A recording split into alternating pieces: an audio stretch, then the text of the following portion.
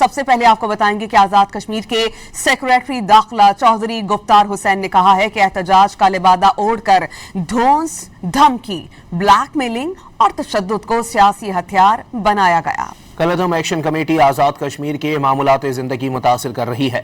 طلباء، خواتین اور بچوں کو انسانی ڈھال بنایا جا رہا ہے۔ وہ آزاد کشمیر کی صورتحال پر سیکریٹری تعلیم قاضی عنایت علی کے ساتھ نیوز کانفرنس کر رہے تھے۔